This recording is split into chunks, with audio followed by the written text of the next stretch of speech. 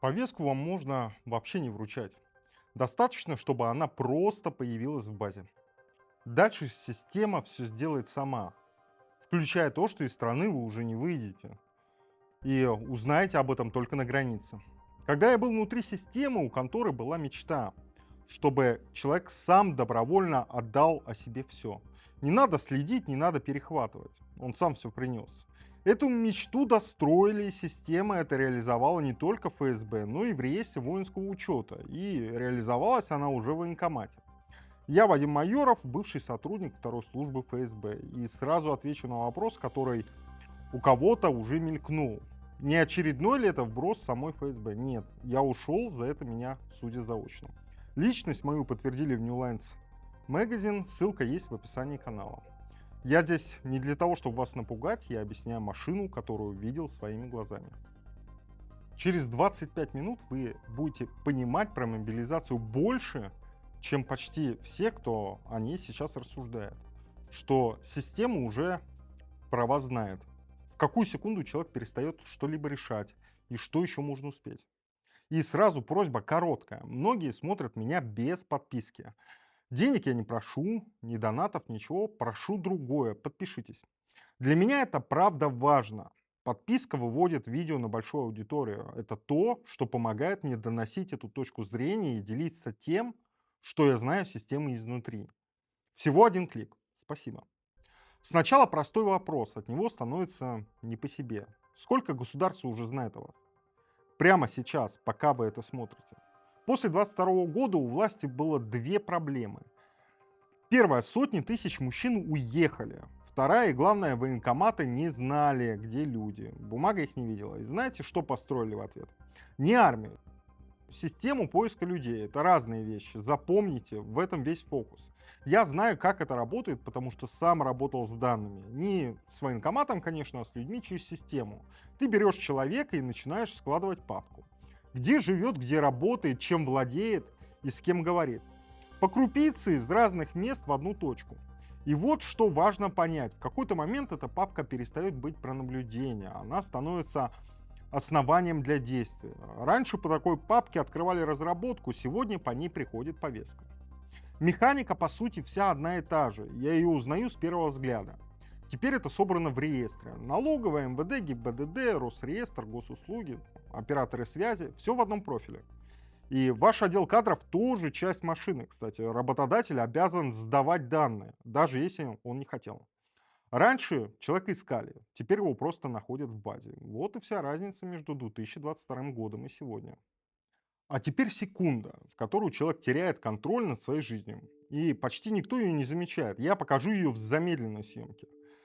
Повестка появилась в реестре. И вот ключевое. Она считается врученной сама через 7 дней. Заходили вы туда или не заходили, это не важно. Есть госуслуги или нет аккаунта вообще, тоже не важно. 7 дней прошло, вы оповещены. Весь призыв теперь круглый год. Раньше были окна весна, осень, там между ними можно было как-то выдохнуть. Окон больше нет. Машина не останавливается. И в ту самую секунду, когда повестка вручена, щелкает первое ограничение. Запрет на выезд автоматом. Без суда, без действия человека. Статус в базе поменялся, все данные ушли на границу сами. Представьте, аэропорт, билеты, значит, на руках, чемоданы собраны. Человек ничего не получал, ничего не подписывал, вообще не в курсе. Стойка, паспорт и нет. Вас не выпускают. Система все решила за вас, молча, заранее, пока вы спали. И тут вопрос, который переворачивает вообще все. Не как работает реестр, а зачем его достроили именно сейчас. Машину такого размера не строят ради порядка в бумагах. Ее строят под задачу. А чтобы понять под какую, посмотрим, что прямо сейчас творится с этой войной. Это связано напрямую. Сейчас я покажу цифры, которые власть очень не любит произносить вслух. Увидите их и поймете, почему машину достроили именно к этому моменту. Армию держат на контрактниках. Шок 2022 года повторять не хотят. Тогда люди, конечно, побежали массово, поэтому ставка на тех, кто идет за деньги.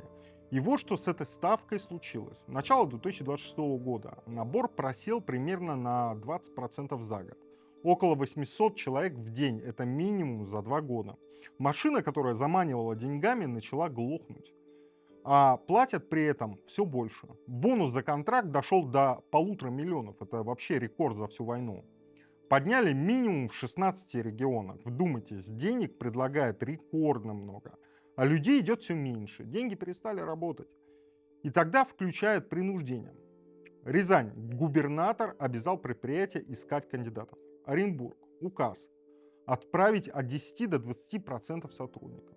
Вузам спустили план. Значит, 2% студентов. Это уже не добровольцы, это разнарядка на людей.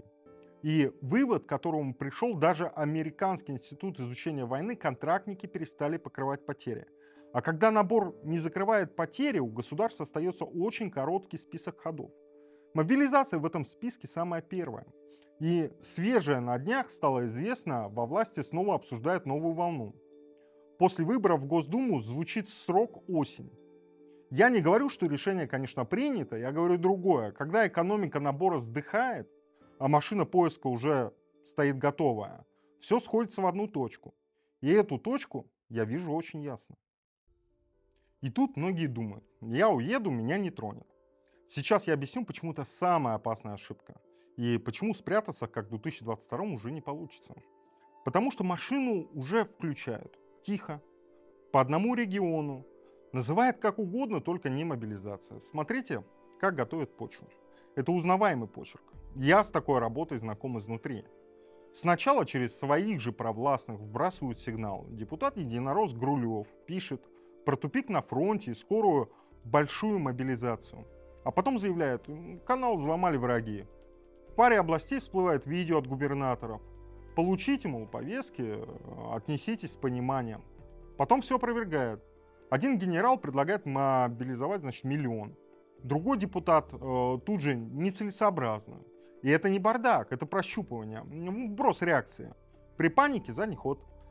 Я знаю эту работу. Создание информационного фона перед решением – отдельная задача. Ею занимаются специально. Так смотрят, как общество дышит, прежде чем нажать. Потом учения. В Волгоградской области чиновникам прямо объясняли, как проводить массовую мобилизацию. Назвали это процессом мирного времени. Отчет потом потихоньку снесли. Те же учения в Южном округе. Репетируют и стесняются, что попались. А теперь то, что ближе всего к земле, рейды.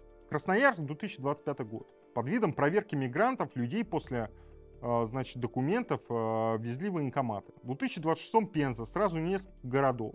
Пенза, Каменка, Кузнецк останавливают на улицах, в транспорте, на дорогах, значит, родственники окружают микроавтобусы и не дают увезти. Власти рейды подтверждают, конечно же, но называют проверкой учета и поиском уклонистов. Правозащитники же говорят, это признаки ползущей мобилизации. И вот мое видение, то, ради чего вы, в принципе, это и смотрите.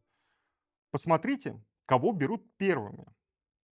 Мигрант с новым паспортом, должник, алименщик. Тот, кто не пойдет жаловаться, у кого нет связи, кто сам боится государства. Я этот выбор узнаю мгновенно. Когда готовили работу по среде, никогда не начинали с самого сильного. Начинали с того, за кого никто не вступится. Обкатали, поняли, что проходит, пошли дальше. Систему не запускают сразу на всех, ее тестируют на беззащитных. Это не хаос, это тест модели, а когда модель отлажена, ее просто масштабируют.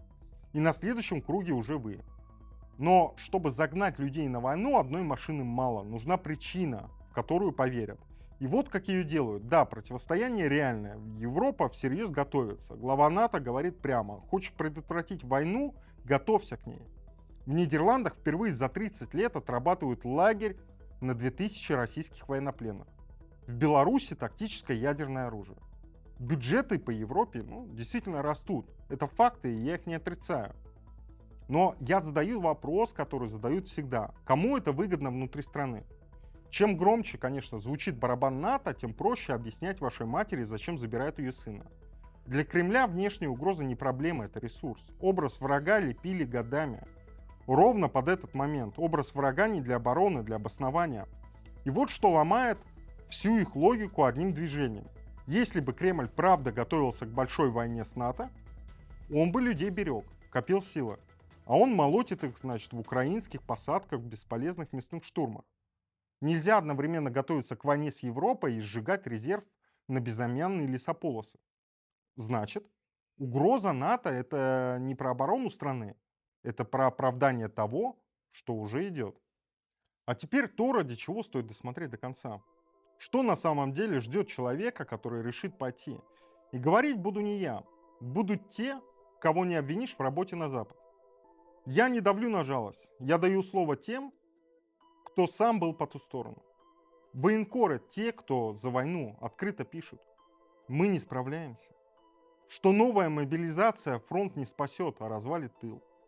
Что Украину не разоружили, а наоборот накачали оружием. Это не оппозиция говорит, это свои.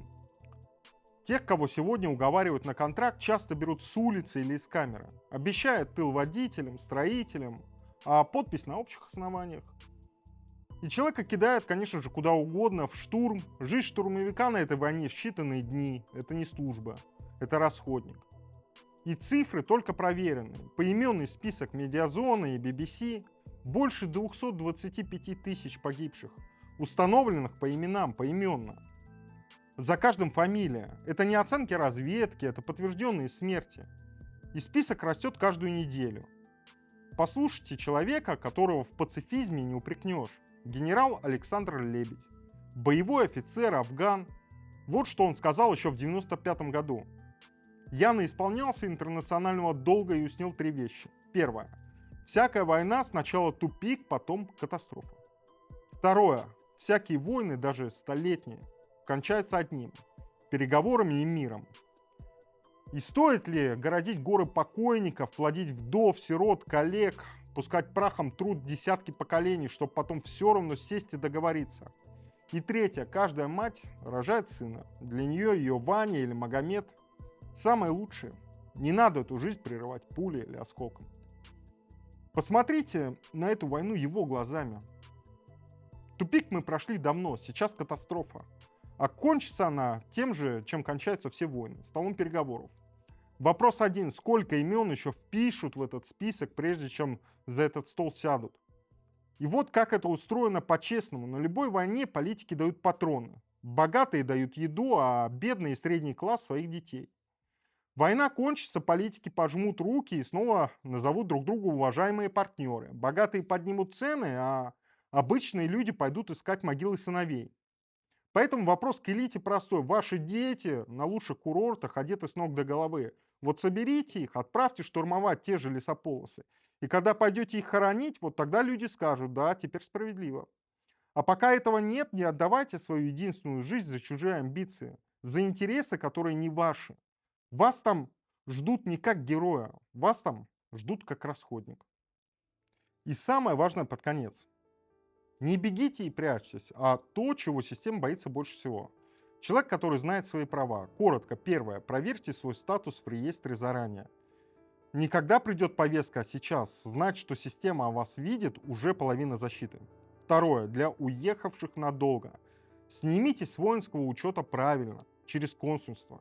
Не игнорируйте, иначе для системы вы уклонист, и она дотянется до вашего имущества и счетов в России, даже если до вас самого ей не достать. За границей ее руки, конечно же, короче, но не нулевые. Давайте все делать по закону. Третье. Держите в порядке документы. Отсрочка, категории годности, медицина. Система ошибается, и ловить ее ошибку придется именно вам. Медоснование – одна из самых частых причин освобождения. Собирайте заключение заранее. Четвертое. Есть конституционное право на альтернативную гражданскую службу. Если военная против ваших убеждений. Законный путь. О нем почти не говорят. И пятое. Не уклоняйтесь вслепую. Не самая правильная тактика. Правильный ход не просто прятаться или уклоняться, а заранее идти к профильному военному юристу. Закон сложный. У каждой категории свои нормы. Знание – это ваша единственная настоящая броня. Система рассчитывает, что вы будете пассивны, что не проверите, не подготовитесь, не узнаете. Единственное, чего она не любит – человека, который понимает, как она устроена. Будьте, пожалуйста, таким человеком. Вернемся к началу. Это видео не просто про военкомат. Военкомат – это витрина, а за ней машина, которая годами училась знать о вас все. Я видел, как ее собирают по кусочкам в кабинетах. Теперь она собрана, и теперь понятно зачем. Спорить, будет волна мобилизации или нет, уже поздно. Инфраструктуру под нее уже достроили. Вопрос не если, вопрос, когда нажмут на кнопку под названием мобилизация. Хотите понять, как эта машина видит лично вас, ваш телефон, ваши сообщения, ваши перемещения? Посмотрите мое видео про СОРМ. Оно на канале, ссылка на экране. А если этот разбор был полезен, подпишитесь. Это правда помогает донести его до тех, кому он нужен. Берегите себя.